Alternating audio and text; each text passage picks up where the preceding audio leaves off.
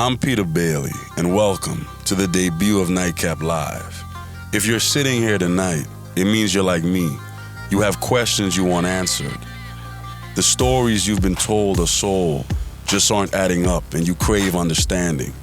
It's why I started NiteCap 4 years ago. After what most would consider an illustrious journalistic career writing for America's most prestigious publications. But I got tired of being edited. People always talk about this racist stuff, but the white man ain't waiting in your bushes with a chopper. The white man ain't trying to take your rims off your car. So how can we say F the white man? He ain't doing nothing but when you get in trouble doing his job. Guilty. I want the woman that's gonna be under that bridge with me, holding me. I should call each other down. Let me call my grandma. Ain't nobody holding nobody down. Let me call my grandma. My probing began in my native St. Thomas, where my father and minister would challenge me on conversations on life. Amid the hell that was my neighborhood, this Trinity preacher somehow found heaven. Now I find myself in search of the angels he spoke of at the helm at what has become the most authentic conversation in pop culture. I've watched you for years, you know, do your thing late night, and you're the only one that really come to the streets and connect with the real culture and the community. You the face for, you know, South Florida for that. So I want to commend you, man. What do you think is feeding that state of mind in Chicago right now? Well, they don't have hope for a better life. Yeah. If they had hope for a better life, trust me, they wouldn't be shooting at people. But my father's diagnosis with Alzheimer's would force me to leave New York and bring me here to Miami, a city I've grown to love, but whose paradox furthers my questioning. Why are we as ugly as we are beautiful? I often ask this while cruising over town, formerly the Harlem of the South, but no Renaissance exists here. While perusing the pork and beans scarred low-rises, I reflect on MLK's dream and wonder why poverty still haunts Liberty City. In Little Haiti, I see immigrants drawn here for opportunity, but buried in the rubble of despair. So in preparing for this discussion, I decided to pull up and check in with the people. Smoke, what's up, man? You know, we got this conversation series going on in the city where we're trying to unite people, get them to talk about the issues that's going on in Miami. I mean, for the most part, it's people dying. You know what I'm saying? In the rap music, what you hear. Dying. Death. That's all we pedal ourselves, death. You know what I'm saying? We ain't taking it because, if you look at it, the fundamentals of it is this, right? Divide and conquer. If you divide any people, man, you conquer. You get what I'm saying? Black people, man, we the most self-hated, most unorganized, people in the world. And it's the truth of it. You feel what I'm saying? We hate ourselves more than, others hate us. After leaving there in the city, I was even more determined to find answers. So I ventured downtown and then over the bridge to what might as well be an entire different world. Amid the mansions and excess that is Miami Beach, I gained some insight from my folks there. Ken, I'm just happy to have this discussion open to the community.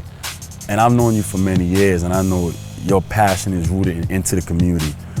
What do you want the city and the community to get from this discussion? Peter, I know I sound like a broken record, but to me, it's still education, because that's a great equalizer. Mm-hmm. And when you have, all kids are born alike. I think when you bring a kid in and they go through college and they apply to get a job, I mean, there's so many people that really want to help break the racial lines, be more diverse, law firms, people are so open, but sometimes we're not getting enough of the graduates. And what happens is that, I just heard a story, the valedictorian of a school, and he had every opportunity. He got into a very good school, I think it was UM, and 6 months later he quit because he had to help his parents. With so many issues to be addressed, I couldn't wait to check in with tonight's guest, Iceberg, to get his thoughts on what's needed to mend these broken fences. Berg, what's up, man? Pete, what's up, man? Good. Got you over here, man. Yeah, bro, Iceberg, NightCap is for the people. And I've always wanted to bring this conversation to the people. Yeah. I know right now, in Miami, you speak for the people. Yeah. So, what do you want the people to understand after this discussion, bro? I'm flattered to have that title.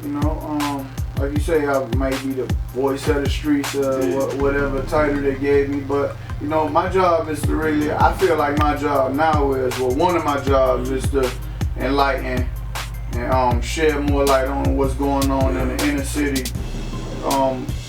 Music-wise, most definitely, but you know, it's a lot going on that ain't too positive too, that a lot of people would like to know about, and I guess we can find ways to figure out to bring it, you know, to a minimum, address it. I'm always, you know, I came from an environment that really was filled with all that stuff. As far as, you know, the violence and stuff like that, and you know, it's a lot that we need to address as far as Miami. It ain't all bright lights, and it's definitely a big city, but it ain't all bright lights. And we gonna address that. That might be a bad thing, but you know, I'm open. You know, I definitely want to rap with you and get down to the bottom of what's going on in Miami, because who know better than me right now, I guess. And we looking forward to it. All right, let's do it. Let's do it. A former editor once called me an anarchist, saying I would only be happy after the newsroom burns down. He was right, but an anarchist destroys without purpose and no plan to rebuild. I do. Let's begin tonight. How you doing? How you doing, Miami? What's up? Thank you so much, Nico. I just want to thank everybody that came out tonight. Where do I begin? Where do I begin? My whole body of work is about truth. It's about understanding. As I mentioned in the piece, I was a writer for many years. New York, Time, Newsweek, Miami Herald. I enjoyed the experiences. Right now, I've been writing a column for the Miami Times.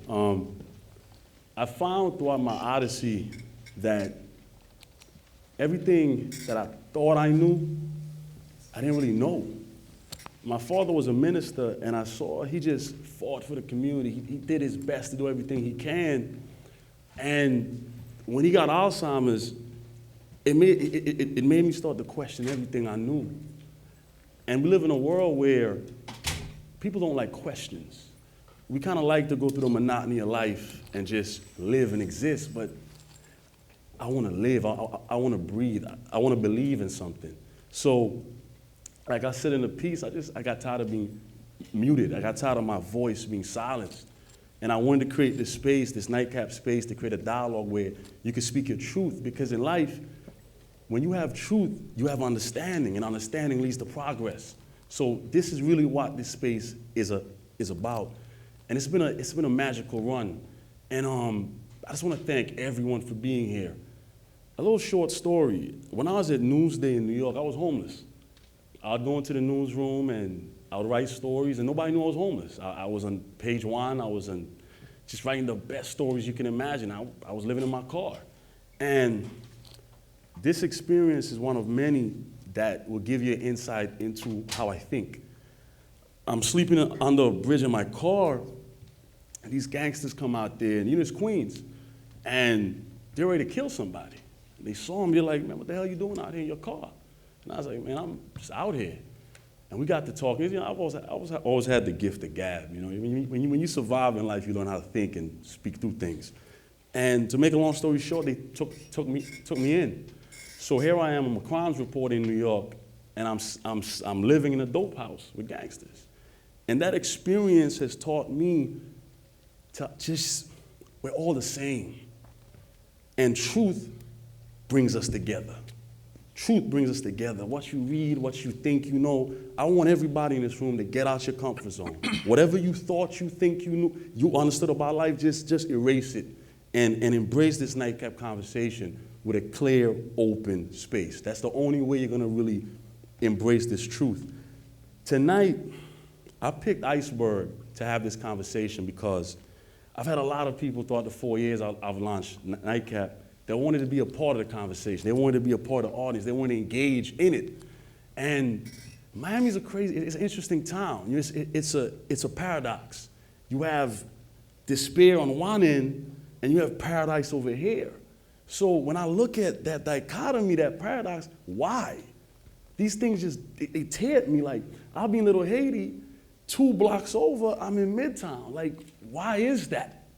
And I know we have a lot of dignitaries here, and I just appreciate you being in the building. I can't really see you guys right now, but I really appreciate you being here to lend your voice, because we have civic leaders, we have kids from the community, we have artists in the same space, and that's exactly what I wanted. So Iceberg, in my opinion, I met Iceberg when I wrote Trick Daddy's book. Young kid, the world at his fingertips. He always had a drive. And I just admire that independent grind. And in my opinion right now, he's speaking for this city, this town, and I'm just blessed for him to be here. I'm blessed for you guys to be here. Without further ado, my young brother, Ice Berg. Come on, Berg, let's do this. How y'all doing? Peter, what's up? We good, Berg. How y'all doing out there? You guys good? That was a nice video, right? I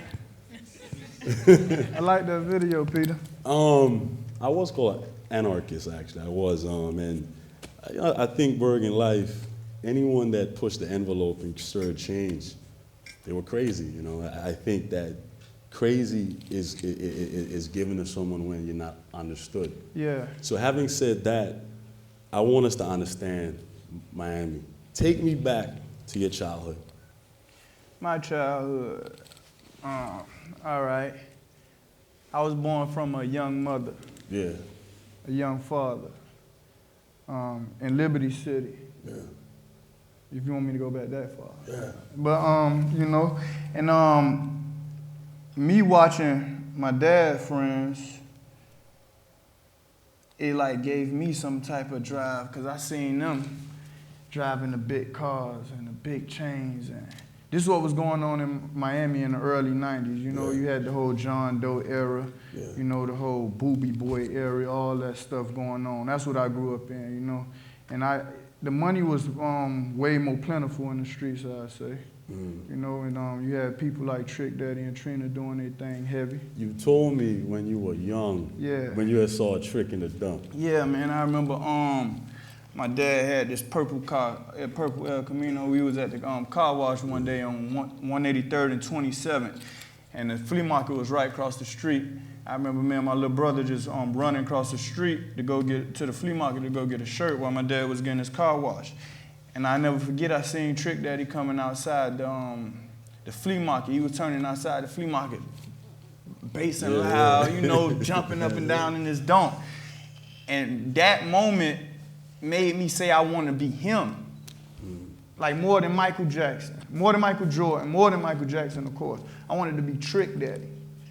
For some reason, I don't know, because he was a reflection of Miami culture to its fullest, you know what I mean? Like, he was doing what the biggest drug dealers or the biggest street guys and the biggest street role models was doing. And I never knew that I could take it to a level far as like a level of profession. I never knew that rappers could be to the level of a Jay-Z back then. I just wanted to be Trick Daddy, you know what I mean? I want you to touch on the factor of the dope boy in the neighborhood. Because I remember growing up, the doctors, the lawyers, you couldn't see their wealth. They weren't tangible. Yeah, you couldn't Normally see they them. left the neighborhood. Yeah, you can't. Even now, I don't think people really see their wealth right now. People from where I'm from really see their wealth, you know?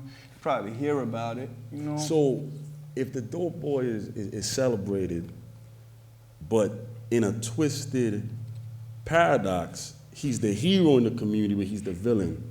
Yeah. How do you see play that? like two roles, you trying to say? I would say so, because it's like, in the hood, it's like, I don't think it's that much hope, really. You know, that's the closest thing they could see. That's the closest form of success they could probably see. Am I right? Yeah, it's tangible. I feel like that'll be the closest form of success that a kid 7, 8 really could see at that level. You know, not to offend nobody, but they teacher not pulling up in no crazy car. That they teacher not driving a dream car. They teacher not wearing a Rolex watch or nothing like that. You know what I mean? And 9 times out of 10, they dad not, because they dad might not be there. Speaking from a majority standpoint in the hood, we talking about the hood, the average hood child. So he would look to that street guy that really, you know, that really do all the things that he do that these kids get turned on by. So that's what I'm asking, you know, Berg, when I said I'm gonna have you on the show, some people were like, but that's Iceberg. He sing all that madness about, you know, shoot 'em up gang. Explain that artistry. Is it just story? Is it artistry storytelling? It's the same thing of, it's the same thing when Mel Gibson just cut that guy head off in the movie I was just watching. Interesting. The same thing when Tony Montana stood over his balcony and shot up 40 people and was still living. The same thing. What's the difference? Interesting. But in a way, the story you're telling is real as opposed to just entertainment. The story they telling is realer because you watching the blood pop out that guy's shirt. Watching that guy head roll on the other side of the mountain.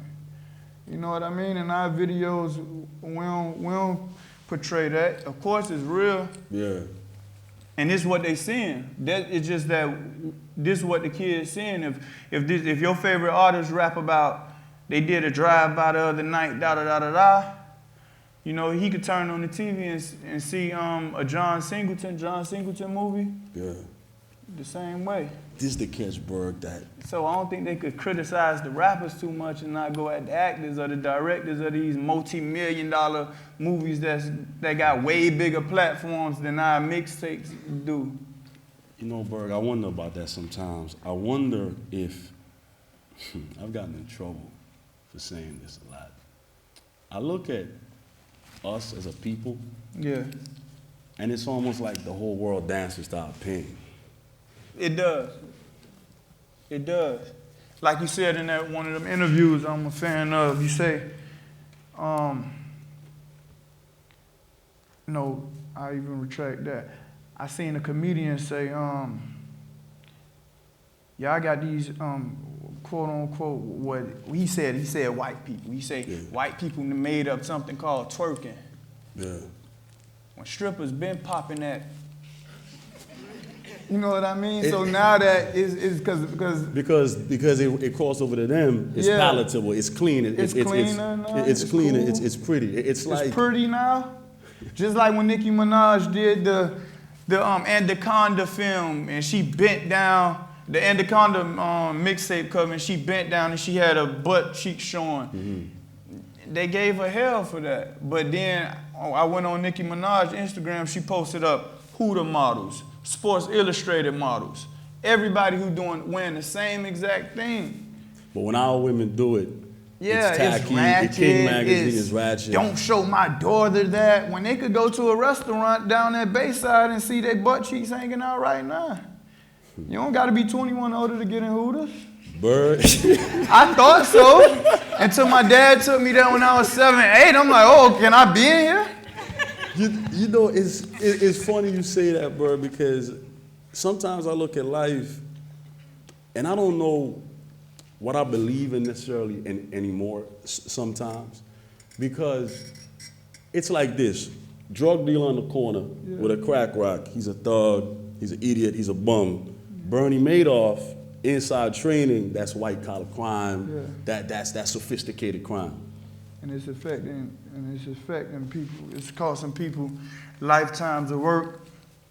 And they losing lifetimes of work, whole bank accounts behind it, going bankrupt behind it. But I think the whole entertainment side of it, not to go back, but I think it started with the home, you know, because my dad told me, I used to listen to all the rap music. I listened to Trick Daddy, Juvenile, Goody Mob, Outkast, all these rappers with my dad.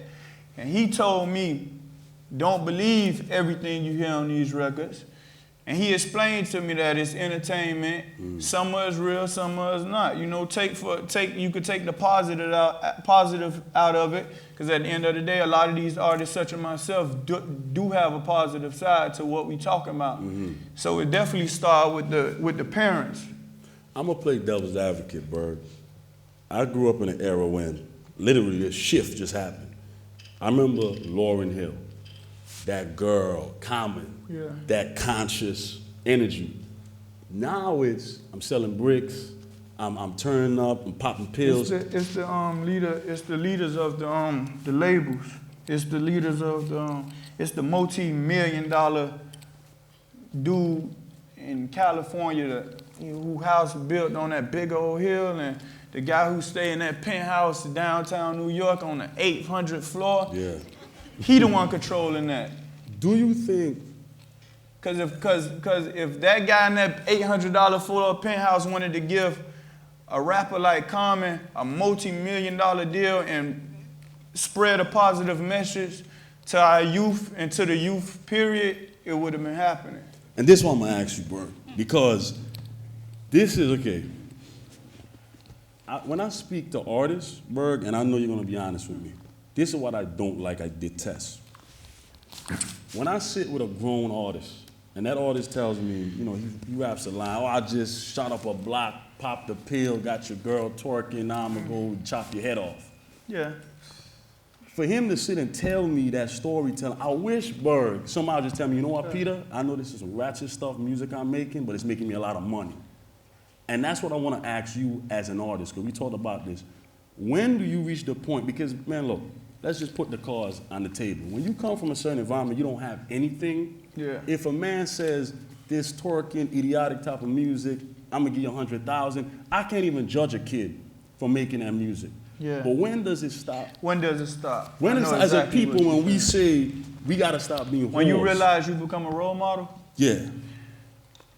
That's the hard part that a lot of artists can't deal with. Because you got a son, you got a kid. My dad always, not to keep bringing up my dad, Of but course, he's such a yeah. big influence Yeah. on me. But my dad always hold up. bring. Where's Dad? He out there somewhere. He lights bright. Oh, he right. Cool. All right.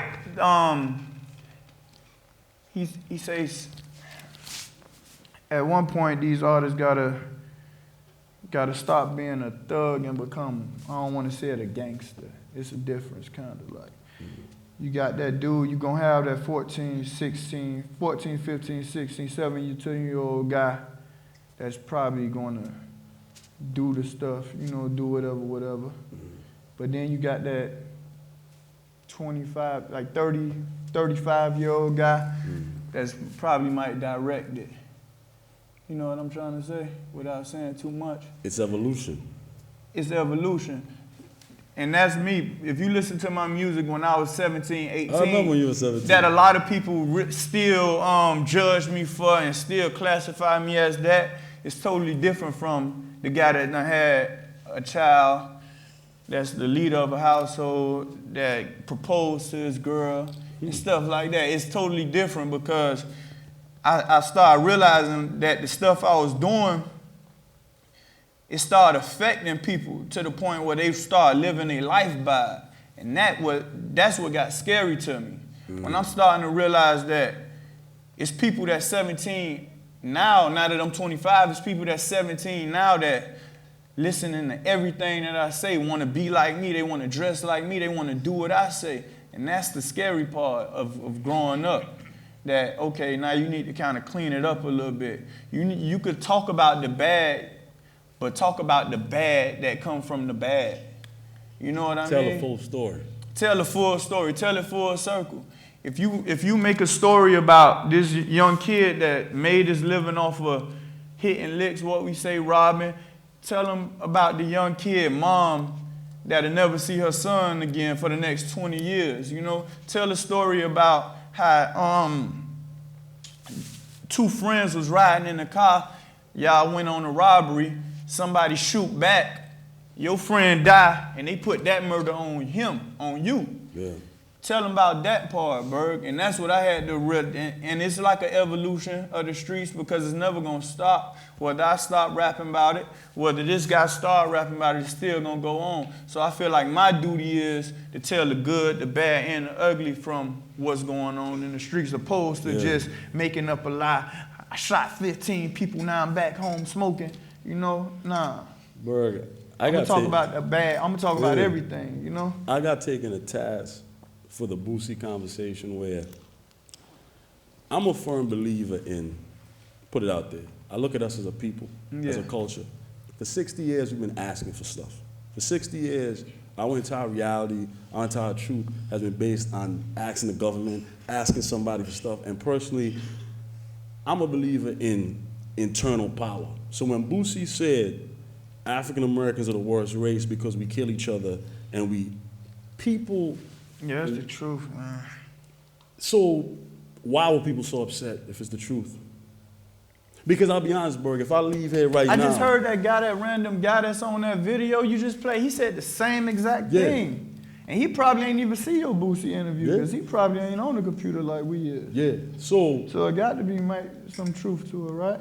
Why we don't want to embrace that? Because I almost feel there's a divide between our community. Yeah. There's working class blacks in the streets, and then there's educated corporate professional blacks who like, man, why they gotta be embarrassing us? When the truth is, I don't think they have much power either. Why we don't wanna address the fact that we are a messed up society and we need fixing? Yeah, that's a good question, man. I wish I knew the answer to that. If I knew the answer to it, I'd make a whole album about it.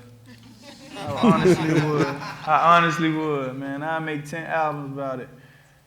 It's easy for, I think the ignorance, man, it's education. The ignorance, like it's easy for the successful black to look down on the unsuccessful. It's easy for because I ain't gonna say unsuccessful, I'm gonna say the ignorant. Like the ignorant guy, like when I chose to tighten up my act and get my life together and go straight and do the positive things, and I'm trying to preach this to a couple of my friends, and they don't want to go with it, it's easy for me to cut him off. Yeah.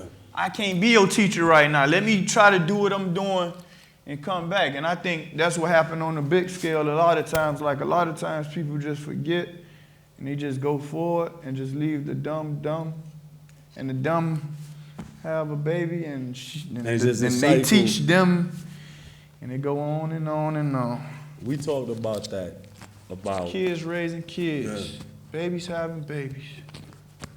How do you, when one of us makes it out, right? I got friends, it's not even a black or white thing. If you come from a certain space, when you make it, it's almost like you gotta support a whole group of people. Yeah. Berg, we've touched on a lot of what issues we have. And the truth is though, how much power can we really have? They're elected officials in this audience, and their job is to speak for us, to speak for you. Yeah. Don't water anything down. In that video that I showed about Miami, I'm saying there's good work that's happening in the city. I'm not gonna. Yeah, it's definitely there's good. There's good work. Yeah. But I will be honest. I travel. I see every city. The despair and the lack of progress I see in our community, black community in Miami, is nothing like I've ever seen. Man, it's funny you say that. I had this, I got a friend, he in LA right now. He from Miami. I knew him since 6th grade. He went out to LA and he like, man, it seemed like everybody do something out here. Like almost everybody you run into do something, whether it's graphic design, rapping, singing, acting, managing actors, managing rappers, building websites, shooting videos, making beats. It seemed like everybody do something. Everybody just trying to get on. It's totally different at the crib. That's what he called Miami. It's totally different. Why? A lot of people in Miami looking for handouts. I don't know why though. I don't know why. I don't know. It's like a lot of my friends, a lot of my associates, a lot of my peers, I say, they ain't doing too much. They just chilling. It's almost they like ain't pursuing nothing. They ain't pursuing dreams. And I think it comes from the lack of exposure to different stuff. Because we're so geographically at the bottom, separated from every. That's probably why.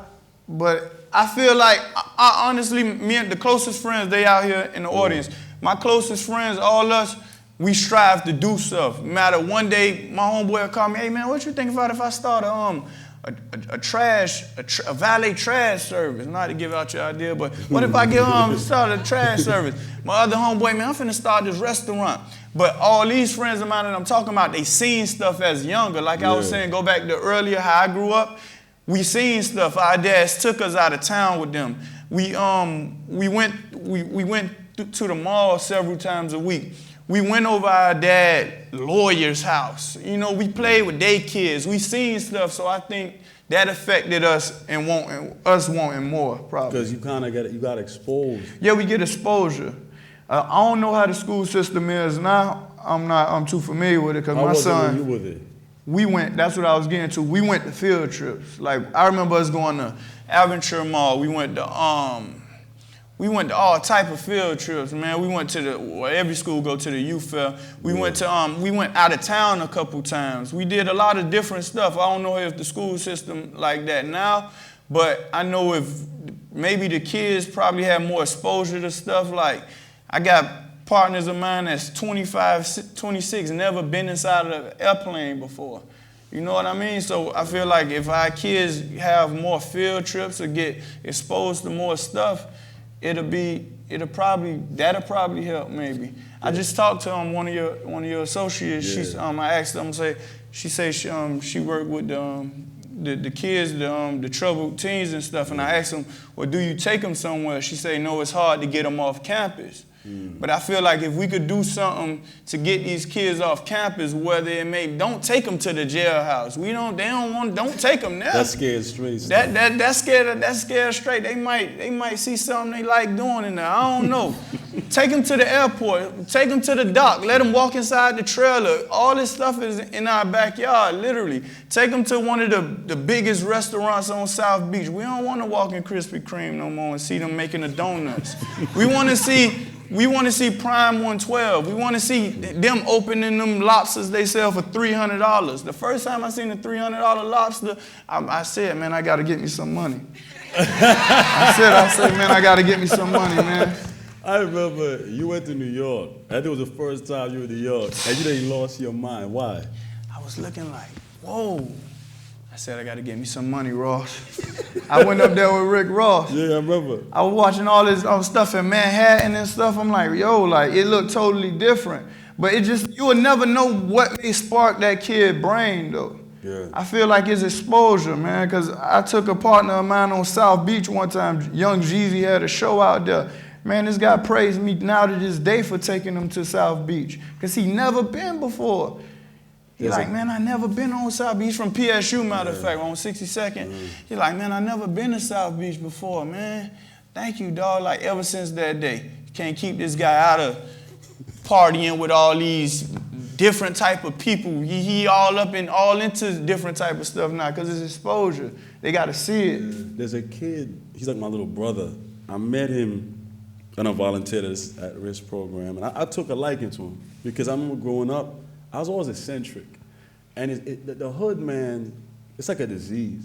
Because in a sense, if you're a kid that wants more, you want to dumb it down to fit in. Yeah. And this kid, he reminds me of myself a lot, because he's like on the fence. He could be amazingly good, amazingly bad. So I told him, man, let's go to South Beach. I just want to go to the beach. He said, I didn't know black people could go down there. And why do you think that is? It blew my mind. I said, little homie, you can go wherever the hell you want. Yeah. He literally said, Peter, I did not think black people could go down there. This kid is 16, he never saw the ocean. Yeah, and he the live in story sound Miami. Crazy. His grandmother has never been to South Beach. She's born and raised in Coconut Grove her whole life. And he live in Miami. Yes. Yes. That's crazy. Indeed. But he not the only one. That's what I'm hearing. He's far from the only one. It's a lot of them like that. I think it's exposure. We got to expose our inner city youth to probably more stuff. I think that's the main thing, seeing stuff. You're engaged, bro. Yeah. I want to talk about, I got this idea or this belief, you know me, when my conversation, my head goes all kind of places. You know, I know it is going.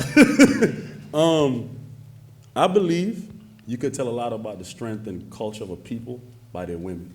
Yeah. Because I believe that it may be a man's world, but women are the foundation. They give it heart and soul. Yeah. Having said that, when I look at our women, I look at Instagram. I can't get on Instagram without nakedness in my face 24/7. Why is it our young girls, they're twerking on YouTube? Man, I think I engaged to my girl because she looked down on that. I say, oh, she probably 1 out of 10, probably 2 out of 10. What made her from where different? we from. Yeah.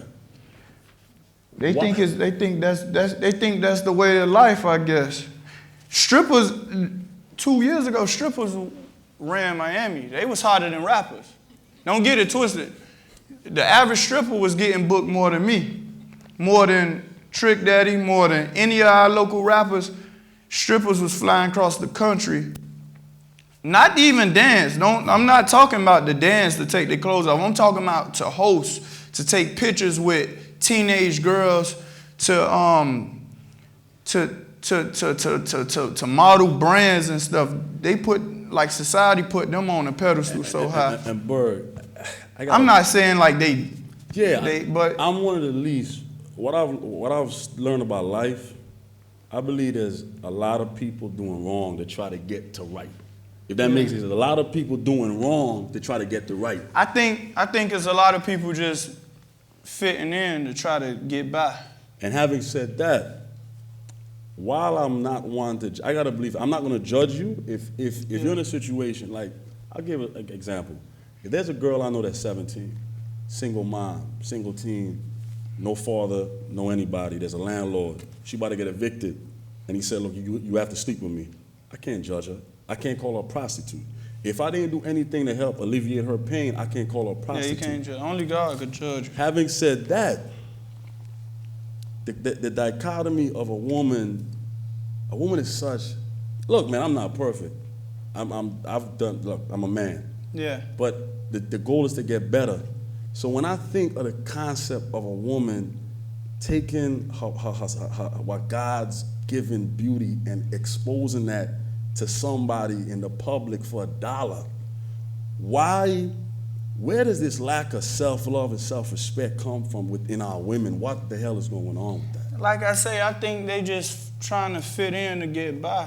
Because I feel like if at a point in time, the streets of Miami, most definitely when I was growing up, the thing wasn't stripping, it was boosting. It was stealing clothes. Every girl on every corner stole clothes. Girls? Girls. That was the female hustle. When I was growing up. Even to recently, even when I was 15, 16, 17, that was the thing for females to do in the inner city, to steal clothes. I don't know where the stripping thing came in at. So I don't know at what point that I challenge people did it, but it wasn't the cool thing to do. It definitely not. Definitely, I remember going to the strip club when I was younger with Trick. You definitely couldn't take pictures of them. You cannot get caught in the club taking a picture of a girl with her clothes off because the main thing was the quote-unquote, this might be a college student, she might have kids at home just trying to feed her family, so it was private. It wasn't broadcasted. It wasn't instant. You go on Instagram, everybody a stripper now. It's like they don't even care. My question for them is what they gonna do when they kid get older. But this is what I'm gonna ask because my buddies, we have these barbershop conversations. My issue is this. End of the day, we're still men. Yeah. I was raised to be a protector. So a woman is not gonna be in a strip club if we're not in there making it rain. Yeah. If we as men are not in there showering her with dollar bills, she's not gonna be exposing everything God gave her. Yeah. Berg, on an honest level, as men, as black men, because look, as black men, this make it rain phenomenon. When do we say we have to start protecting our women? When do we say we have to stop calling our women bitches? Excuse me. But it's a very real conversation. I feel like if that's what she want to be, that's what she is. That's how I feel. I feel like if she don't respect herself, I'm not saying I'm going to disrespect her, but at a certain point, I have conversations with these girls. They call each other, yeah, I don't know if you know, that's what they call. They call each other the H word. That's what they do. So it's all like I say earlier, it all starts with home. The mom gotta sit there and say, my girl used to always tell me, her grandma say, you better protect your pocketbook. Don't let nobody mess with your pocketbook. Don't let no boy touch your pocketbook. Don't let no boy see your pocketbook. Yeah. But now I don't know what they teaching these girls at home. You have to talk to one of these 17-year-old girls' dad or mom. Because I done been in the club literally in Miami where I'm standing next to a girl dad and she's stripping on the other side. I swear to God. It happened a lot in Miami, in the inner city of Miami. Take One, The Office, Rolex, all these clubs. The dad would be in the club with the daughter stripping on the other side of the club. So that's what we need to talk to them guys and ask what's going on in your head. And then, not only that, it's the guys that's making these girls their wives and thinking it's cool. Like, I'm talking about having babies from these girls. Bringing these girls home to mom. I couldn't bring one of them girls home to my mom. And not saying, oh, yeah, this is my new baby mama, you know, we're getting engaged. I'm not talking down on strippers. I'm just saying that, I'm just going off what you said as black men. Yeah. What we allowing, because I don't know what go on in their head to make them think they're so cool. Because I got female friends, you know, they work, go to school, professional. They're like, Peter, good girls can't get no love out of it. And that's another thing. We're not cool anymore. That's another thing. Like, these guys, I don't even think these guys going after the good girls no more. Like she said, I don't think a lot of guys, they don't want the good girls. Berg, where does God play in your life? This what made me different from a lot of people. How old grandma and granddaddy was married? 55 years? Wow. 55. My grandma and granddaddy were married 55 years. My mom and dad was married. They was together since I was born, of course, but they've been married, 18 years. So when I see that, my grandma and granddaddy, and I see how they household operated, then I see how my mom and dad household operate. I want my household to operate like that.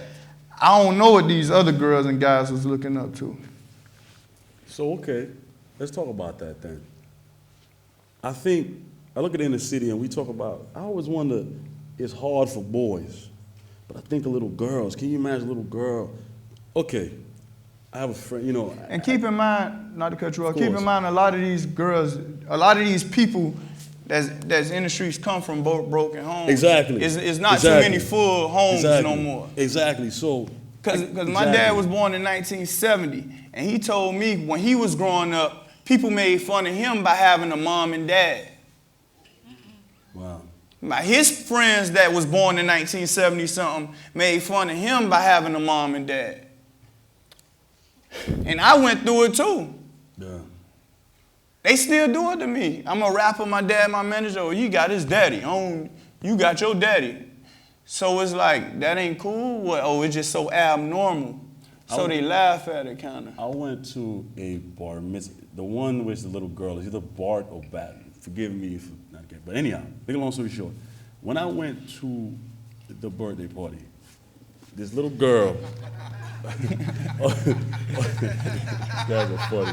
You just cut it short. But all these people were there, and in that tradition is all the elder women. The little girl learns about all these powerful women and all these powerful people and how amazing she is. So it's that self-love. Yeah. I thought about a teenage girl growing up in the hood. When she hits 13, she's going through puberty. Yeah. Body is forming. When we think about it, she got a duck. Uncles may try to touch her. Exactly. Boys trying to touch her. Exactly. So I always... Stepdads. Exactly. That's in and out. She got 10 of those. Exactly. So what I've seen, everything... It's almost like the mind. It's a lack of self-worth we have in our community. Yeah. And I talk to you, Berg, and I talk to artists because, let's be honest, the mayor, lawyer, doctor, he can't touch these kids the way you could touch these kids. Yeah. Because he can't relate to them the way you can relate to them. When you get in the booth and craft a song, what is your ideal song? My ideal song? I record my music it's all based off experience. I probably just left one of my friends' house and seen something and may write about it. When I leave here, I'm gonna write about it. What would you write about this? I would write about probably trying to encourage happy homes. Like Tupac, that's why Tupac my favorite rapper, because a lot of people probably judge him, but Tupac got a song that's accepted by the Vatican now, so nobody can't talk bad about him. But anyway, a lot of people judge Tupac for having a song called whatever, Shoot 'Em Up, Bang Bang, Thug Life, whatever. But Tupac got a song called Happy Home that I always listen to. He say, one of his lyrics, he say, I married my baby mama's maid of my wife now. I'm trying hard, y'all. So that right there alone is encouragement to better the future, really. Like you say, if all these bad kids and all these misguided kids coming from broken homes, why not try to encourage making full homes some type of way? Yeah. Finally, bro, because through the music. Even with the TV shows, like it's so crazy that how many TV shows, I don't know how kids really watch TV, like what's coming on TV. I be so focused on the music, but yeah. I know when I came up, they had shows like Cosby's. The Cosby's. You had Steve Urkel and the Winslows. You had Full House. You had this other show, this show with Tim the Tool Guy, where he was working on a hot rod with his Family Matters. You had like family orientated stuff. So I think that's what propelled me to want a family. I always envisioned me having a nice house, a couple dogs in the backyard, my girl making food, and I'm building a hot rod with my son in the back. Got a big bed. Yeah, I got the big belly. You know, on NFL Sunday, come bring me the hat with the beer on it. I call some friends over, let's play poker or something. That's my vision of life. Yeah. I can't speak on, I don't know. I honestly can't speak on what the youth coming up. I don't know what their vision is of life right now. I honestly don't. But you have their ear as a musician. So I'm gonna do my part as showing them my life. If you go down my Instagram, it show. She said, yes, she been riding with me for 7 years. I'm happy that I engaged. If you go down my Instagram, you'll see me playing with my dog, with my son. You know, I'm gonna do my part as showing these kids like this because this the way to do. You know, want something out of life. You know, family. Family is everything. Because Berg, I get irritated when people in positions of power say, well, I'm not a role model. But the thing is, Berg, if I spend my money to empower anyone's voice, you got to empower their voice. Yeah. Berg, finally, because Nightcap Live is about you speaking and engaging in this conversation. Yeah. Because we're going to open this up to a Q&A, and I want people to ask, I want people to be honest. I don't want any politically correct anything. I'm not a politically correct person, as everybody knows. Yeah. Finally, before keep in mind we have politicians in there. Indeed. And finally, you know, before we open it up to the floor, I'm a minister's son. Yeah. And I'll be honest with you. I go from believing and not believing. And I know, forgive me, because it's black people, we're the most religious people in the face of God's green earth. It's almost like we say the word Jesus just to say it sometimes. I think so, too. I got in a big argument with a minister because in many ways, I believe that religion has become some kind of scapegoat. Well, anyhow, Shadavian Jenkins get shot when she got killed. Yeah. And this minister said he's on the pulpit and he says, well, flock, you know how they talk, flock, she's gone home to heaven. That's why she's in a better place. No, an idiot shot her in the head and she's gone. Took her life. She could have been Michelle Obama. I'm tired. I'm not anti-Christian, people. I'm not, but I'm a believer. And I'm a person, you can't just tell me something because it sounds good. I'm not that type of kid. Let's find a solution. Exactly. So when you're telling people this stuff and then you just send them to appease them, oh, she's going on to heaven. No, she's not. No, I don't. It's like, how can we stop the next one from going exactly to heaven for senseless crime? Where does God, in your art form, in your daily life, where does God play? If you believe, because some people don't believe. Yeah, I believe in God. I pray. What do you pray for? What you mean, like what God? What do you pray for? I pray for a lot of things, man. I pray for a lot of things. I cannot even share it right now. We all have fears, Berg. Yeah. What's one of your biggest fears? My biggest fear is to die before I teach my son. My biggest fear is to die before I teach my shorty, so I'm preaching in my music, hoping that he listens to it. And people, That's my biggest fear. We all gotta die. But if I die before I teach that young boy how to love and care and fend for himself and stand for what he believes, that's my biggest fear. So I'm preaching in my music, hoping that he listens to me. wow, it's powerful. That's my biggest fear. Folks, we're ready to hear you. Our Nightcap correspondent, Shanika, is gonna line everybody up, and please give us your questions. First of all, thank you for having this. Peter and definitely Iceberg for coming out tonight. My name is Randy, North Miami. You talked a lot about Iceberg about being a role model. Iceberg, do you consider yourself a role model? And as far as you mentioned teaching your son, what do you want? What's your message to the youth coming up today and after their generation? What's your message to the youth as a role model, if you consider yourself a role model? Yeah, I consider myself a role model most definitely. Well, actually, I noticed I was a role model when people started dressing like me and talking like me and stuff like I mentioned earlier. But you say what do I want to teach the youth other than my son? That's what your message to the youth coming up. What's your message? My message is just be what you want to be. Don't let nobody tell you what you can't do. Don't let nobody dictate your future, especially not even your parents. You know what I mean? Not saying not promoting rebellion or nothing, but just be what you want to be. Do what your heart desire. Because at the end of the day, everybody got a different role to play in this society and community. You know, we got the fisherman over there. We got the guy who fillet the fish over there, and then you got the guy who fixed the tires around the corner. We need everything. So don't let your dad say, no, son, you finna go work at, you finna go be a janitor because your great-granddad was, you know, just be what you want to be. And that's basically what I got to tell them. Just be what you want to be, never quit. Thanks for your question, brother. I first want to he got salute his phone you. now. I first want to salute you, my boy. All right, because you said family first. Yeah, and, most definitely. I brought my moms here just to hear what you said. You feel me? Because she's an old school Haitian.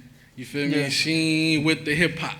Yeah. You feel me? So it's I salute you, my boy, because at the end of the day, that's how I feel. Family first. But I wrote a couple things for you. I'm from Fort Lauderdale. My name is Hudson. Okay. Being raised in South Florida, the first people you think as major artists are Rick Ross, Trick Daddy, Trina, Uncle Luke, and JT Money and Pitbull and Flo Rida. Yeah, most definitely. When you think of new school rappers from Miami, you got to think of Iceberg. When he's the voice of the streets, and I think he deserved to be mentioned as those artists. Okay, appreciate it. And being born and raised in Fort Lauderdale, Broward County, so I got to make that shirt, Broward County. Okay. Why is that people from Miami hate Broward, but they make their money in Broward? I don't know. I don't know about that one, dog. Because everybody I know, goal is to move to Broward. So I don't know. You're right. But when I go to the hood, you know, people have some type of envy for Fort Lauderdale, and they say, "Oh, we soft and." Nah, you know what I think it is. I honestly think a lot of people close-minded. You know, just because a person look different, talk different, act different, walk different, dress different, Miami dudes will call them green. You know what I mean? Yeah. That's just like everybody from Miami feel like they could do a little crime in Miami. Oh boy, if it worked down here, I know it'll work to Georgia. They go to Georgia thinking because it's slow or whatever, then they different, they police They ain't got that many police and nothing can't happen to them. End up going to Georgia, get 12 life sentences. You know what I mean? Yeah. I think Miami people just, not even Miami people, I think that's like the inner city all around across the world. Like, you know, if y'all don't share the same culture, you might underestimate a person. So that's probably why I think that is. Because, you know, people from LA may feel like that about people from Miami. Well, people from New York really feel like that. I've chilled with a couple people from LA. They ain't like that, man. They open-handed. They open-handed, man. Well, I know. I can tell you about New York. I don't think New York people really like Miami like that. Of course they don't. So, they think all of us is drug dealers. They think all of us is drug dealers. If you think you say we from Miami. But I respect that. That's a good question, though. I like that, Hudson. But coming from the independent grind, I've realized when you go to New York, California, Atlanta, you hear the local artists playing on the radio, but in Miami, you don't really hear the local rappers. Because that's my job. Hold on, when Nah, that's my job to, go ahead. Okay, with that being said, how do you feel about the term pay for play? How do you feel about that? I'm totally against. I don't even want to talk about that. That's why I salute you. Because but on the flip side of it, I thought you was about to ask another question. I thought you was about to say, why do the people of LA and New York and Atlanta embrace independent artists? I was about to speak on that and tell you, because Florida haven't witnessed independence all the way. You know, the artists that you named, Rick Ross, Trick Daddy, Trina, Flo Rida, Pitbull, they all had major labels backing them, and they gave them to the streets. You know, Miami never supported an independent artist. They don't know what it means to download an independent artist album off iTunes. They don't know what it means to go to an independent artist flagship store, which I'm opening for a little plug. I'm about to open up a flagship store, Live House. But they don't know what it means to go into that independent artist store and purchase a shirt and show their support. And you can't say that it's hate. They just don't understand the independent grind yet, because that come from Cali, LA, and all these other places, you know. So that's my job, is to break the ice with it and get our people accustomed to supporting independent artists, you know what I mean? Because Trick Daddy, Rick Ross, Plies, Ace Hood, DJ Khaled, all these guys had major labels. Like, they were automatically on the radio off rip, you know what I mean? So that's my job, is to break the ice and get the people of Florida used to supporting independent artists. And I feel like after me, it's going to be an onslaught of independent artists popping up with their T-shirts, with their music on iTunes, with their CDs for sale at the Northwestern and Jackson game. You know what I mean? Yeah. All that. We don't get it right. That's my job. I'm taking that responsibility. And I respect that, and I think you could change that. Yeah, I definitely is, because I study a lot of these artists from out of town, and that's definitely what it is. It's they fan base is used to supporting them. They venues would support them. They radios supporting them. So it's me to be the rebel and go right at 99 Jams to make them support the guy that from Lil Haiti, just to show them that, oh yeah, we do support Miami artists. Come over here, boy. Even if my song don't get played on 99 Jams, by me going at them, somebody's song gonna get played on. I got one more question for you. Okay. And then, being from Miami, how do you feel about people not supporting Uncle Luke anymore? Not Uncle Luke, Uncle Al? Uncle Al. Like I say, the media outlets. You know what I mean? It's the biggest media outlets, the biggest radio. If you cut on the radio, you won't hear DJ Uncle Al's name on there. So you can't even get mad at a 16-year-old for not knowing who Uncle Al is. You know what I mean? It's funny, when I moved to Miami, I was writing for the Herald. My first story was to cover Uncle Al tribute. Yeah. It's pretty cool. Yeah. See, cool. And look, we don't have that no more. That's why we got the Uncle Al her. tribute. Yeah. We got her right there to put that in the Miami Times.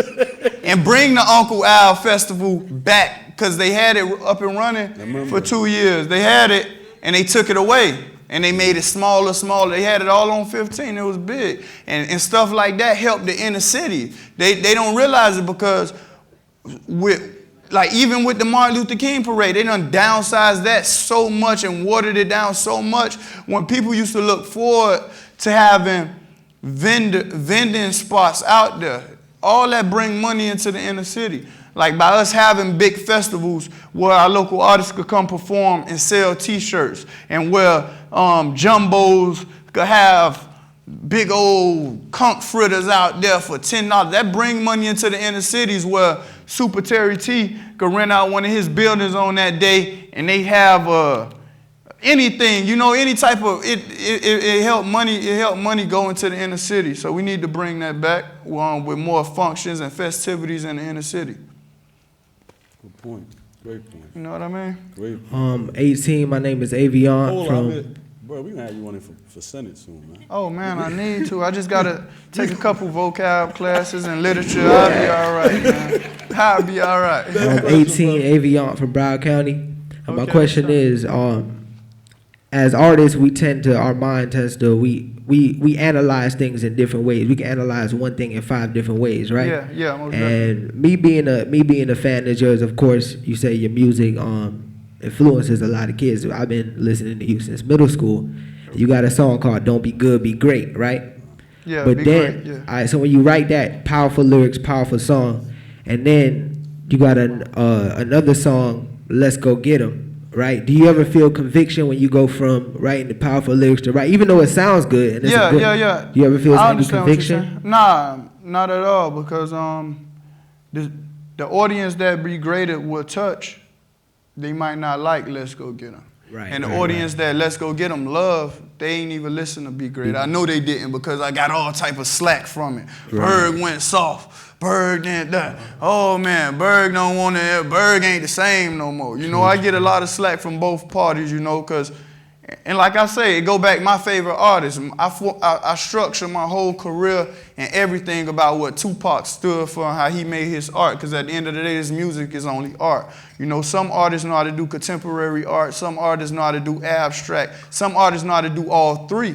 And I'm an individual that know what the hood want to hear, and I know what that college graduate, such as the people that love the song "Be Great," want to hear, because I'm surrounded. Like I say, the experience part, I've been around so many different type of crowds and so many different type of people where it could definitely reflect in my music. It still is today, man. I leave a meeting with a graphic designer for some shirts. This kid made straight A's, honor roll, probably went to college when he was 8. I gotta leave this dude and go talk to a dude with a mouth full of goals, ain't get the 8th grade.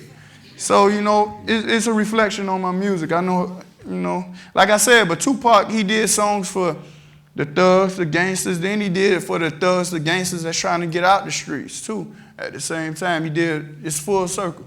It's a great question. Yeah, I like that question right there. I'm 18. My name's Zay. Zay Cool. I'm like an upcoming artist out here too. Okay. I want to know basically what made you different from everybody else, because everybody down here be trying to rap. I'm trying to rap. I'm trying to make my clothing design and all that. What made you different when you first started rapping? I think I just always, not to toot my own horn, I just always seen the bigger picture. I always seen farther. Like even now, like I'm speaking on trying to adjust the Florida music scene, the hip hop scene to support their independent artists. I'm doing that right now. And it's gonna affect somebody like you. In 2 years, it's gonna be way easier for you to start a clothing line in South Florida. You know what I mean? And I always look farther than what was just right in front of me. A lot of the people that I was around at that point, you know what I mean? I always seen the bigger picture. Like when I signed my first deal, a lot of the people that was around me and got a little money around the time I got money, they was focused on stunting for the girls in the hood. But I took my money and said, man, they really went to the strip club back and threw all their money on strippers and all that. But when me, I went and bought stuff that I still got to this day, not to get too personal, but I still could look back on that money and say, man, I got this, I got that, and I'm adding on to it. So I think, you know, I always just focus on the big picture instead of living for the day. Hey, how you doing? Jeremy Shaw, Fort Lauderdale, Florida.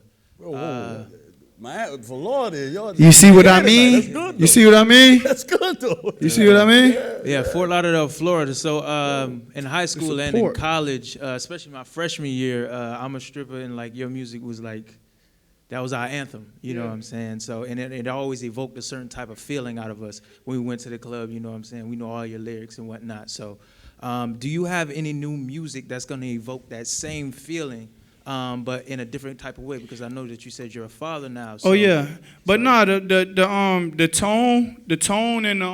tone and the feeling definitely didn't change at all. Like if you listen to the Damages Done, it basically sound like my first project, far as production, beats, my tone of rapping. But it does have a different message. It's not too different though. It's not all the way different. It's better. It's honestly better. Like the quality and the content better. Like I said, I got smarter. So it's better in a way that it affect different type of people. You know, because like you say, you was in middle school and in high school listening to my music. Well, how old you is right now? 25. 25. It's a 17-year-old right now that's going crazy about my music. And they didn't hear the stuff that you heard. You know what I mean? So it's just like, if you listen to my music now, you probably grow with me. Hopefully you grow with me. Some of the people didn't grow with me. They got left behind. They want to hear that old shoot 'em up, bang, bang, a lot of the crazy stuff. You know what I mean? But the kid that's 17, he getting a way better message than y'all did. I'm gonna tell you that. The kid that's 17 that just got on my music, he getting a better message than I was giving before. So it's like the content really changed a little bit, but the mood's still the same. It'll still make you dance. It'll still make you get over that girl that broke your heart. You know what I mean? Good night. My name is Asa Seeley from Miami, Florida. 305. All right. What up? Represent for my 305. Caribbean people, I'm a Trinidad and a son. Everybody big up yourself, Peter. See you.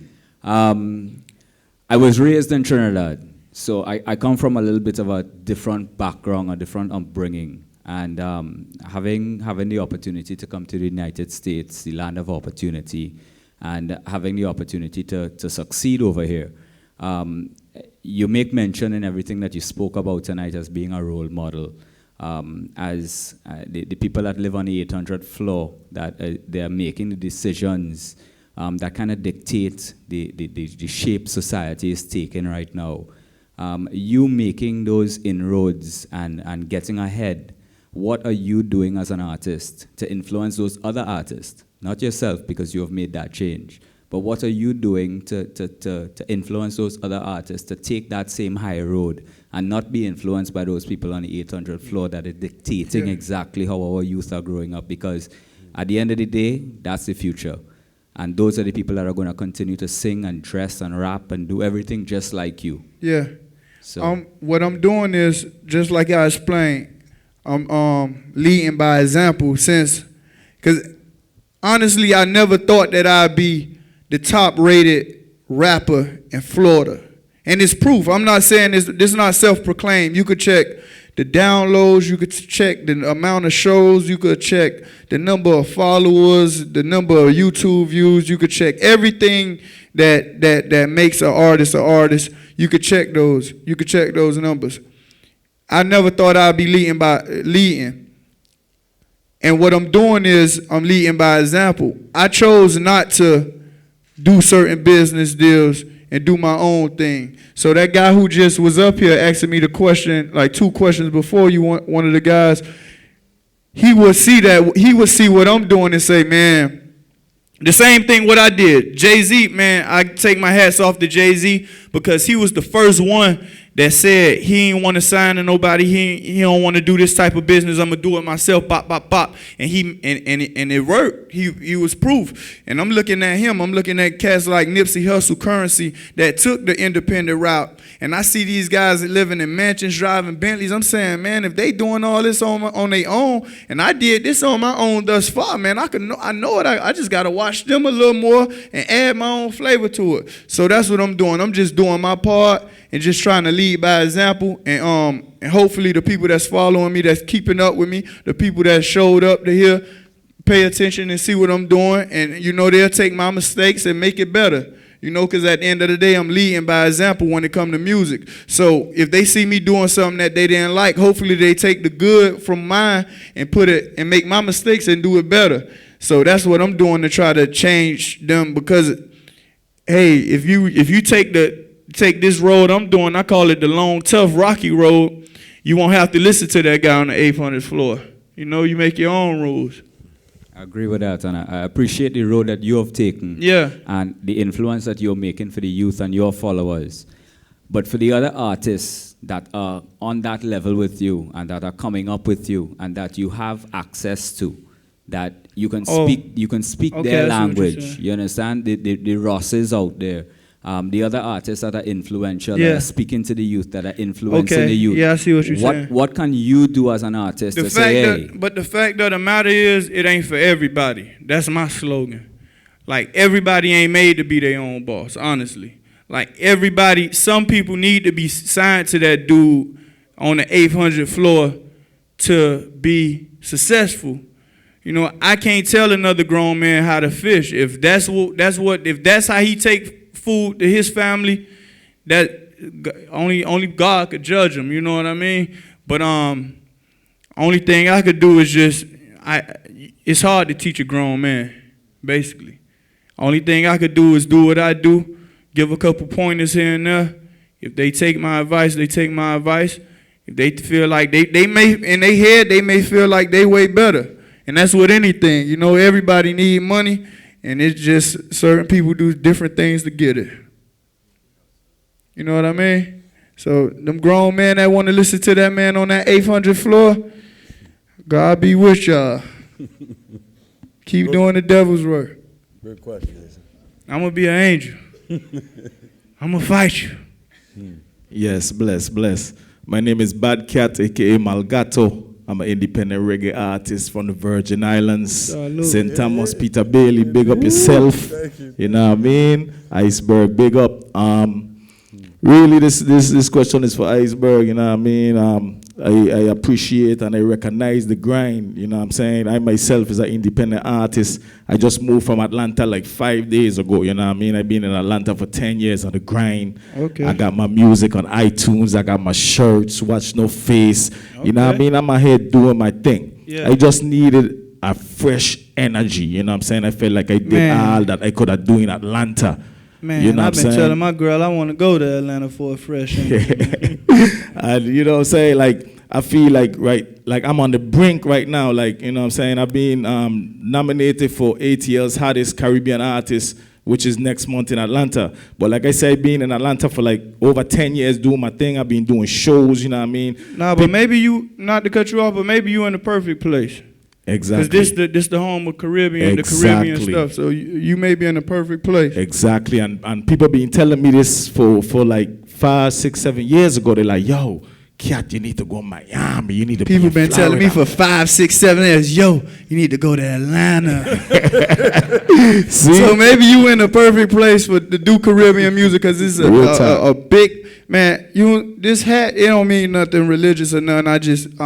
My dreads be in the way, but man, I love Caribbean music. And that all come from living in Miami. You know what I mean? Because I done been to Broward, like literally Broward, not no shots at 954, but I've been to Broward and I done met people that don't know what conch is.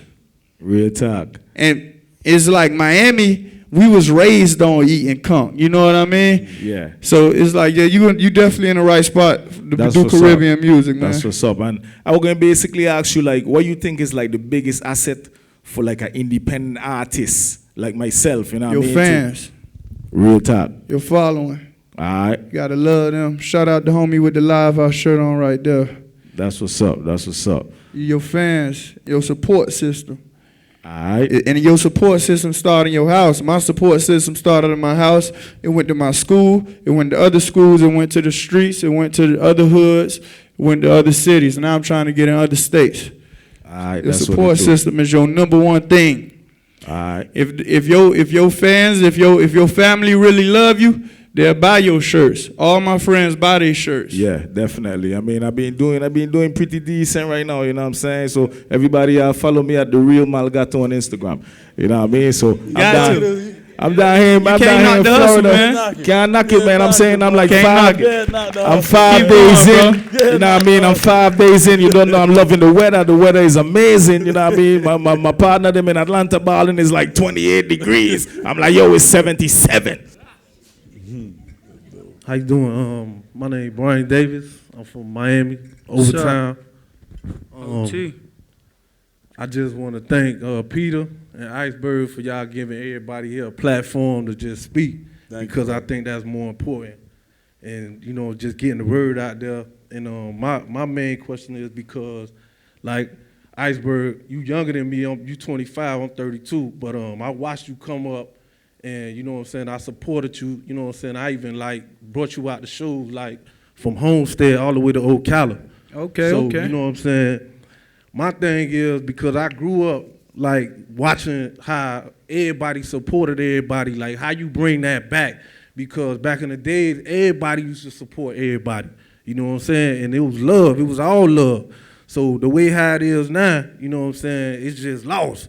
And everybody, like, diverse. So, like, what you think, you know what I'm saying, how you can open that platform, like how people... Far as what, you talking about music, business? No. Like, far as, like, music, you know what I'm saying, is one thing, but it's just everything as a culture, you know what I'm saying? Because, like, music is one thing, you know what I'm saying, but back then, it was just everything. Like, it just come from barbecues. You know what? Or when you was at the park, you know what I'm saying? That's a good or question. whatever. Not to cut you off, okay. Bert. I'm gonna say something that maybe I shouldn't say, but I'll admit a truth. When I moved to Miami, I noticed something. People here tend to have this concept, if it's local, it's not good enough. Yeah, it's not good enough. And I'll be real. Because I moved from New York, I shouldn't admit this, but I think I was given more respect a little bit than, say, someone who was raised there. And that's a messed up way of thinking. That's the same way I was saying, like 99 Gems just put a hot song from Atlanta on the radio. But I think, to piggyback off what Peter's saying, I think nowadays it got even worse because a lot of people don't take what they doing serious as the next person. Or a lot of people don't take what they doing serious at all. Like, I'm following a couple people on Instagram, and I be on my girl Instagram because she following way more people. And I look at these people, and one day I see them washing cars. The next day I see them barbecuing. The next day I see them selling shirts. The next day I see them selling whatever. You know, I think people got to take their craft serious for the next person to take it serious. Because the realness of it, a lot of people not going to take it serious at all. Like, it took a while for a lot of people to take what I was doing serious. Like, my daddy tell me, like, a lot of his friends didn't believe that I would really be a rapper. Fast forward to the day, them same guys would be like, man, that's crazy that he really doing that. But I was doing it when you ain't believe that I was doing it. You know what I mean? But I took it serious enough and made you take me serious. So, not to veer off the subject, but I don't mind supporting somebody who got a passion for what they do. Like, I know for a fact Peter Belly got a passion for what he do. So whatever he need me to do, I'm going to do it, and vice versa. He know I got a passion for what I do. And a lot of times, like my cousin was just talking crazy to me because he started rapping, and this guy ain't even been in the studio one time, but he mad that I don't want to do a song. I ain't do a song with him yet. Like, God, like, you ain't even been in the studio yet. Like, you want me to bend over backwards for you and support you when you ain't even taking your craft serious, you know what I mean? Not saying you don't take your craft serious, but I'm saying that's been going on a lot. And I feel like a lot of people, you just got to take your craft serious. And, you know, if they don't want to support you, you got to make them support you. I tell people all the time, your dream isn't everybody else's. Exactly. I don't owe you anything. What I do owe you is, I owe the kid that needs money to pay for school bill, you know, for school clothes. I don't owe an aspiring artist support, you know, because being an artist, until you start touching people and speaking for people, then you're giving. Yeah. I meet a lot of people, Twitter all day, emails all day. Can you support my music? I don't even get a hello. I don't give a good afternoon. I've learned in my odyssey through life that I get more when I give. As in, when I'm giving, I get. And I think we have to understand that as a people, we have a very taking mentality. I want. But what are you giving? Yeah. So when I meet aspiring artists, you're the millionth person that wants to get on. How about saying, man, I just really admire what you do, and I just want to just reach out to you. That's it. And build a relationship. Because anyone, Berg sitting here, me sitting here, the pain and suffering you go through to become successful. We live in a society today that celebrates the destination. It never looks at the journey. I could write a book.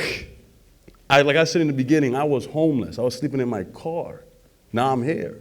You know, so for you to get someone's ear that's been through all that, why should they even listen until you show them? Because Ross, all these guys, they were willing to die to get there. That's me and my cousin. Yeah. So why, with all the things people have suffered to get to a point, if you're just saying, well, I want, no, you don't deserve that. I tell people, value is earned. Value is earned. It's not given, it's earned. So if like Berg said, if I see someone that's working, I gotta help that. Yeah, I gotta we gonna help each other. Yeah. We helping each other. It's collective wealth. But I realize in our culture, we just want. And sometimes when you're in the industry, I'm a real person. Most people in the industry will get your mixtape or whatever. Yeah, dog, I got you, dog. Yeah, I'm gonna see you, dog. And then throw it away as man, F him. I'm gonna say, it might sound mean, but no, I can't do that for you. Because I'd rather not lie to you and sell you a dream. It's like telling a man there's water in the desert, go up the road and you know there's not water there.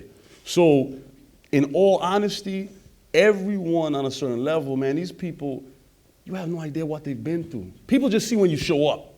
They don't see how you got there. You got people going to the Grammys catching a bus. So all people see is the red carpet, and I think that to gain support, like Berg said, NiteCap is independent. You know, I have dealt with networks calling me, wanting me to water this down and do this and do that. I said no. But it started to become successful when people said, well, if I don't mess with Peter Bailey, I might miss this train.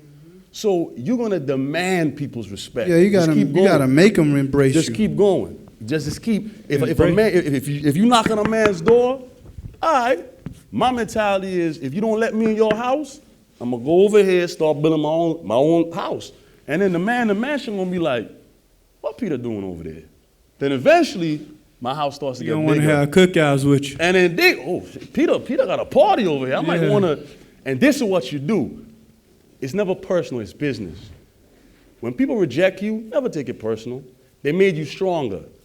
When they circle back, it's business. That's what you do. When you knock on that door and they ignore you, it's okay. When they come back, call my lawyer. That's going to be X amount of dollars. Make them respect you. Make them support. Hey, just keep going, man. I understand what y'all saying, like you on point, but I'm not no artist. I don't want to be no artist. I ain't trying to be no artist. Like what I was talking about, I supported you because like how you be talking about your old boy or whatever, because I see that in you, you know what I'm saying? You got that love from like, that love swag from like how it was back in the day.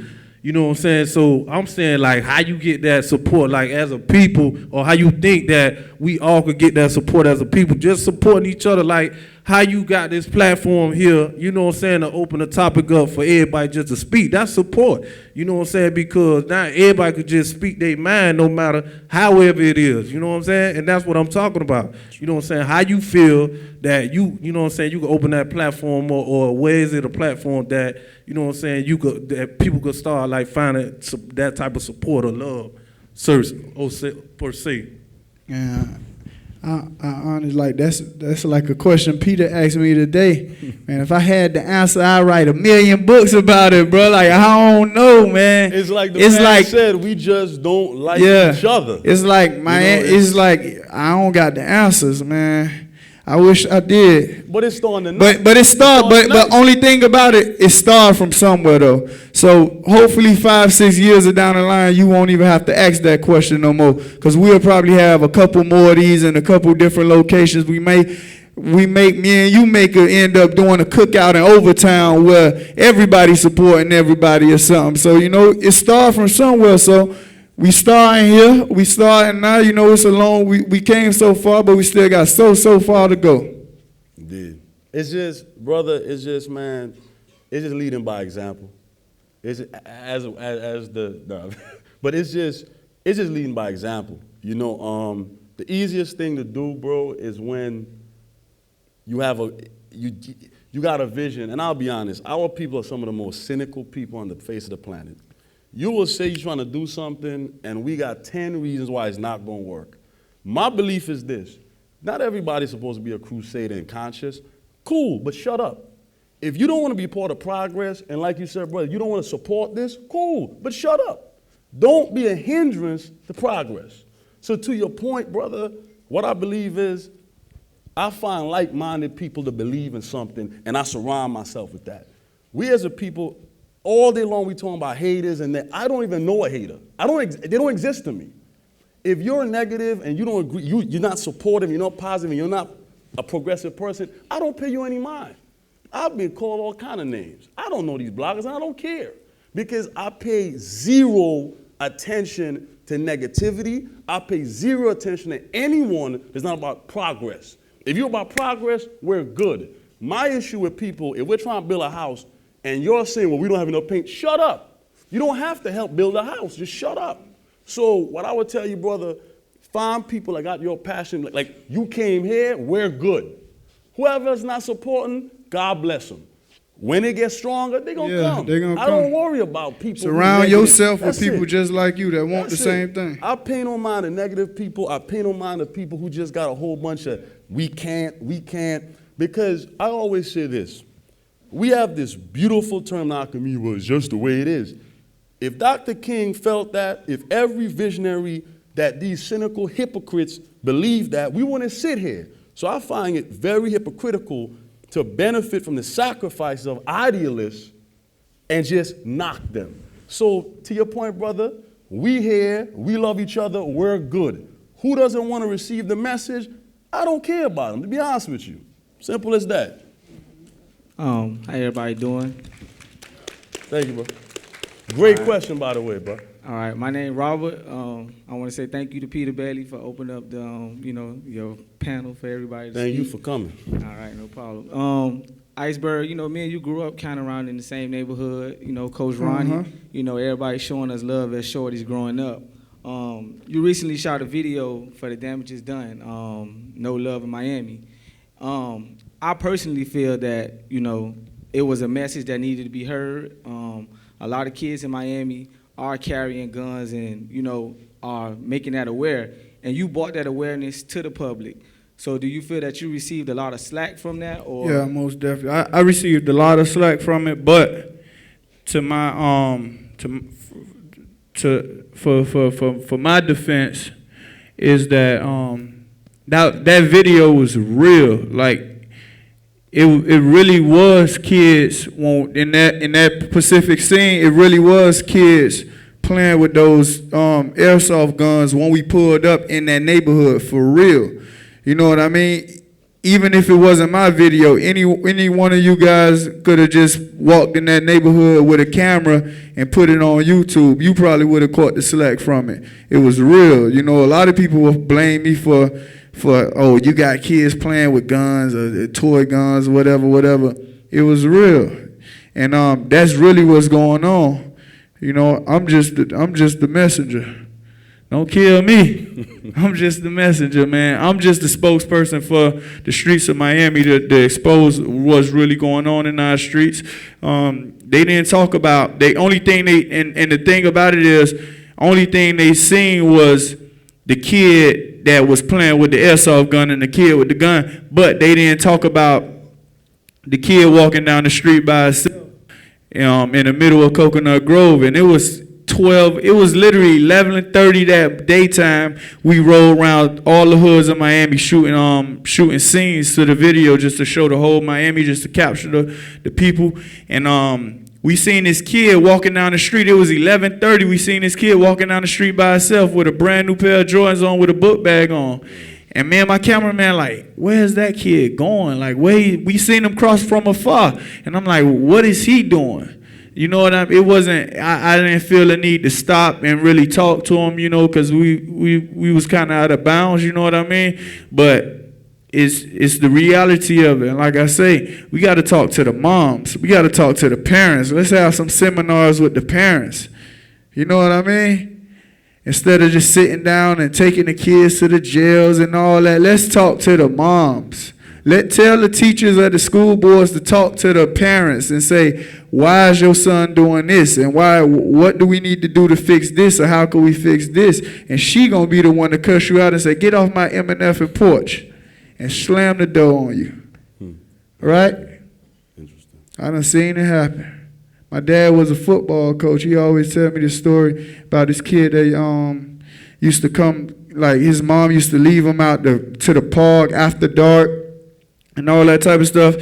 He took the kid home one day. He really didn't want to put the kid in his car, but it was like almost 10, 11 at night. He took the kid home. He knocked on the door. Nobody wasn't there. His mom in there strung out on heroin. You know what I mean? So it started with home. We gotta find a way to get these parents right, cause they just gonna. But honestly, some kids, I think they use that and for the conditions they grow up in, and some kids flip it and say that I want better, cause at the end of the day, it's people like Jay-Z from the projects. So if this guy could make it and be the top businessman and rapper in the entertainment world, why can't that guy? Why you think so, Peter? I mean, I don't pass the ball. I mean, bro, you got it, man. I tell people all the time, I'm from St. Thomas. You know, when you talk about the gully side, in the islands, it's a whole nother level of madness. So what made you want to do better?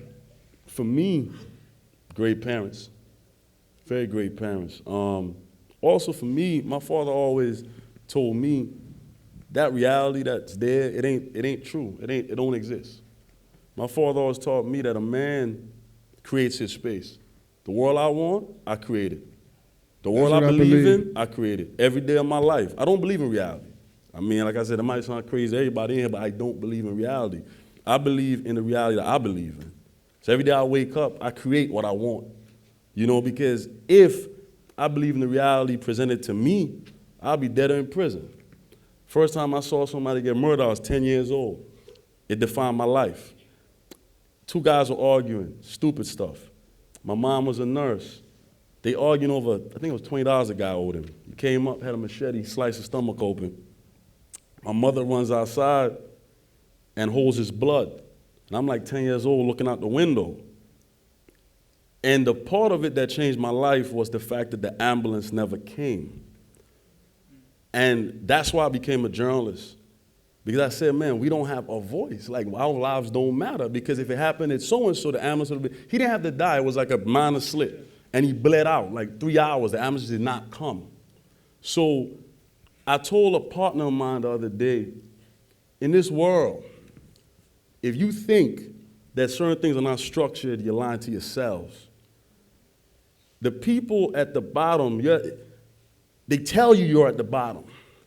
Poverty is a state of mind. We talk about progress and evolution and uplifting ourselves. You can't uplift yourself if you don't even love yourself, if you don't even think you deserve good. A lot of us don't think we deserve good. I have friends where every day they got drama. Why? Because you like drama. Because you were taught that pain and suffering is the black reality, and you don't deserve anything else. So what changed my life, Berg, was that I got angry. I'm in high school, I'm a smart kid. All my partners are just killers and gangsters, and the school didn't care. It's like we didn't matter.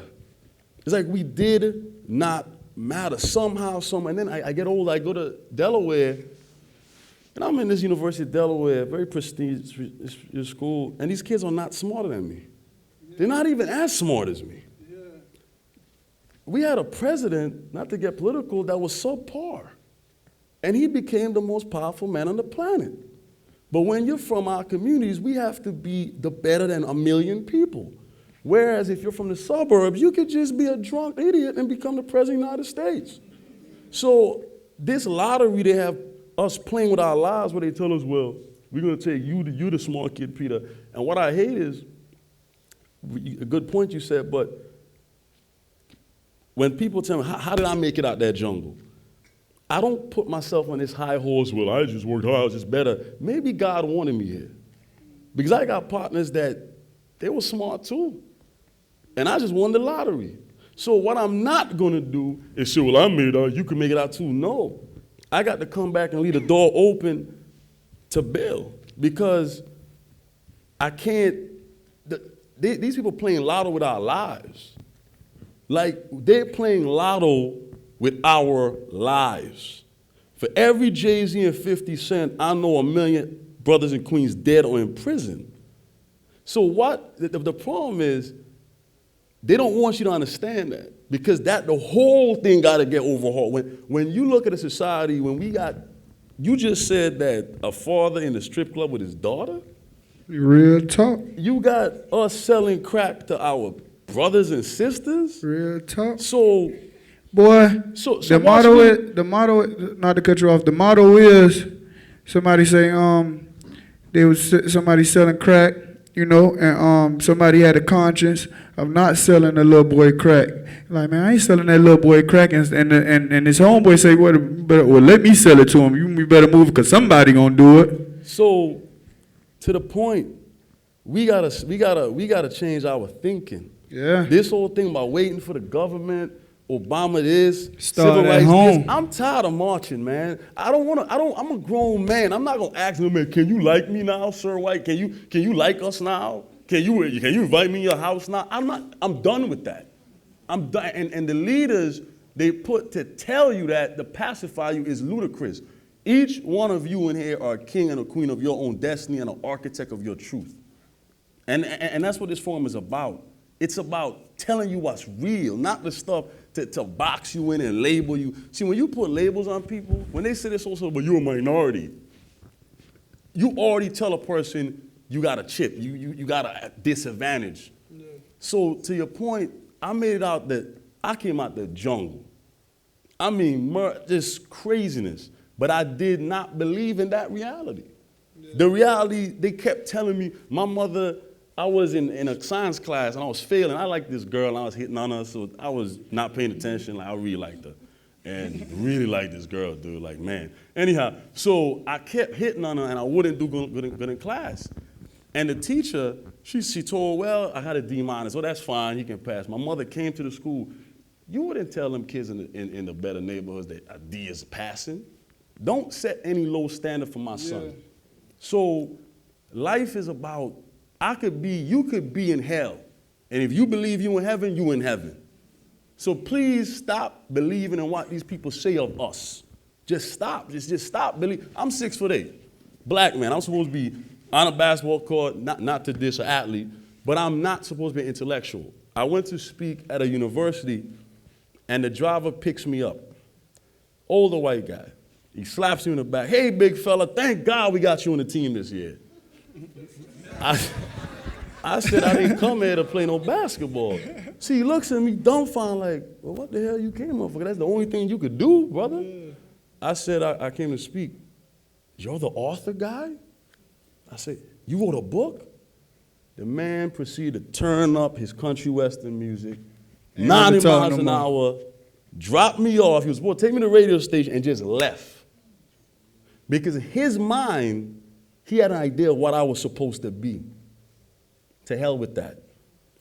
We in Little Haiti, we having a beautiful time, beautiful people, positivity. I don't hear no gunshots. I don't hear any madness, because the truth about the hood is, let's keep it real.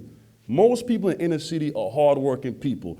They just happen to can't afford to live elsewhere. They're not bad. Normally in a bad neighborhood, Berg, you know, there's about 2 knuckleheads that causing all the violence. Most people are going to work every day with their lives. So this whole form, this whole thing is truth, and truth says there are no labels. Karen said in the video, children start the same. We're all the same. You know, My travels in life have taught me, like I said, gangsters took me when I was homeless. An Ivy League educator tried to destroy my life at one point. I see people's heart. I don't see these other things, pedigrees and labels and all that. So to be truthful, stop believing what people tell you, man. Believe what you believe of yourself. That's it. That's Most it. definitely. Good evening, everybody. Good evening. Travis Brownlee, Gush Films, Sabroso Sauce, support black owned. I'm part of the movement. I'm trying to make things happen. You know, Bird, I've been watching you, man, from pup, bruh. Doing good. You looking good, man. Thanks, man. You Thanks. look good. Your family, man, they did it for you, bro. You showing them. Thanks, man. Appreciate you. My question to you is, what's the next game changer? What's the next thing for Bird? What's the next thing that Bird has to do while he in this position that you in? Oh, I'm just right now really focused on pushing my brand right now, you know, because music is getting to the point where it's becoming a billboard for whatever you selling, you know, honestly. And I'm really, a lot of people think that rappers just supposed to cross over to acting. Well, I tried acting and I wasn't that good. So I'm really focused on pushing my brand. You know, I got a clothing brand. It's called Live House. We got T-shirts, hats, book bags, everything. And we got a flagship store. We opening up in North Miami real soon. And, you know, I've been putting it all into that aside. And, of course, the music every day. And, you know, I'm basically working on that. How you doing again? Randy from North Miami. It's a quick two-part question. One, we've seen you, you know, growing like man mentioned before. You've been on your way for a while, growing from your teen years to your mid-20s. What has kept you motivated, and what's your outlook on the future? Them $300 lobsters, man. $300 lobsters. Basically, man, them $300 lobsters. That's what we gonna remember. The $300 lobsters. That's what keep me motivated. Cause there's people out there who actually eat $300 lobsters on a daily, and it don't affect them. It don't affect their bank account. But no, it keep me motivated. Like I say, just you know, making a better way for my family, putting a lot of people on, man, giving a lot of people jobs. That's my number one thing. I've been looking into like black empowerment, and I read this article about Black Wall Street that they burned down. You know about that? And I read that, and I'm like, man, it's crazy that as soon as we get a little power, as soon as we got a little power, well, we own banks and we owned private airlines and everything, that they just took it away from us out of jealousy. You know, y'all could look that up. It's called Black Wall Street. I put it on my Instagram one time, trying to do some little informative vibe. But that's what I'm focused on right now is black empowerment. I want to be able to, in the next couple years, what my little sister's first job hopefully could be for me, where she ain't got to go work for a dude on the 800th floor. Where you know, even everybody around me could just, you know, not even if they don't work for me, they could be partners of mine. And that's my main goal right now. It's like this black empowerment, man, to just give people an opportunity and teach people how to do it while doing it. One last question, folks. What up, Bird? What up, Peter? What's up, bro? My name Darryl from Liberty City. I have a few questions. One is how it feels on a personal level, waking up every morning, knowing that you're the CEO of your brand. What you say? Repeat it one more time. On a personal level. Okay. Just take away the artists, the lyrics, everything. Just on a personal level. When you wake up, you look at your wife, your son, and you just think to yourself, how do it feel to be a CEO of your own brand? Oh, how I feel to be a CEO? Yeah, how you feel? How I feel. I look at it as a job, man. I look at it as a job. I look at it like I gotta work every day towards it. Like, I honestly feel at this point I ain't got no days off. I can't take no days off. Like, I get mad at myself when I find myself, every time I find myself just chilling on the beach, I try to do something that benefit what I'm doing, the ultimate goal. I feel like I got a goal in my head. Well, I do got a couple goals in my head. I feel like nothing can slow me down from that. So the only thing that could slow me down is spending a little spending some quality time with my son and stuff. But I feel like I got a goal, and I don't never want to get sidetracked from it until I reach them goals. But the thing about it is, the scary part about it is, when I reach them goals, how many more goals am I gonna set for myself? And that's probably when I might have to say, hold on, let me pump the brakes a little bit. But for now, man, I just got these goals set in my head, and I don't think about the accomplishments too much. I'm just focused on where I'm trying to get, where I'm going, honestly. Man, Berg, love him, bro. That's real.